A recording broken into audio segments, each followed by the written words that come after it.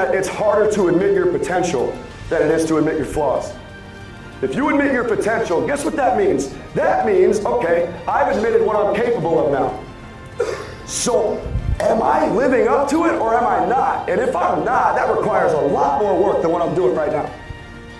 So, if you admit your potential to yourself, you are going to either be embarrassed, be proud. One thing's gonna happen though.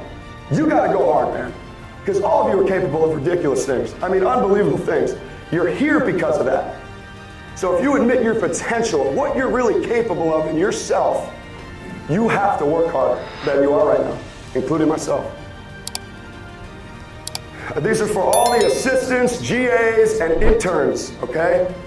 If you want a multi-year contract one day, if you want a full-time job one day, if you want to be a head strength coach one day, work like you're on a one-day contract today. If you don't work like this is it for me every day, you're not going to make it at the level you should make it at. All right? Because I don't know. I mean, Ron McKeefrey, I accidentally fell asleep in our first meeting as an intern for him. And I felt terrible, and I was so embarrassed, and I was like, oh my God, my life's over. If you don't feel like that, if you do something to not help in a high level, if your care factor isn't there, you're gonna have trouble in this field. Because I don't see a lot of genuine interns anymore. I see a lot of guys that want credit. I see a lot of guys that don't want to be there early and that leave early.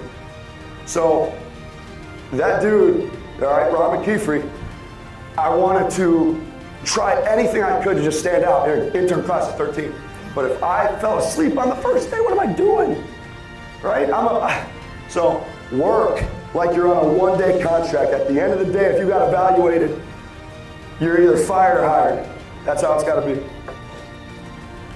Who's a dad in here? Anyone a dad in here?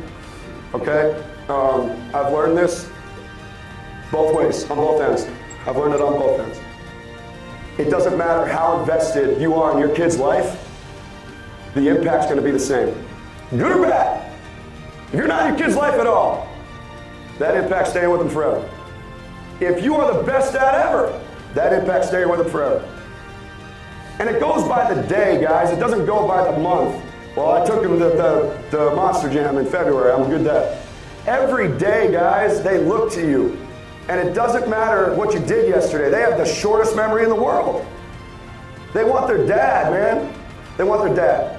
So be there for them. And remember, if you're in their life in a positive way, one day they'll do that too. Truth. The word truth, I believe, is a dodgeball. No one wants to hear it. No one wants to hear the truth about themselves anymore. They try to dodge it left and right. There's two ways you can look at it. Number one, taking criticism is tough. But if you don't, you're gonna fold under any pressure because you can't take criticism. If you're not your biggest critic, you'll fold under any kind of other criticism. Now, if you're a leader, it works this way too. If you're afraid to tell someone how they really are performing, you're just as bad. You're gonna get fired because of their performance if you don't level with them and have an honest conversation.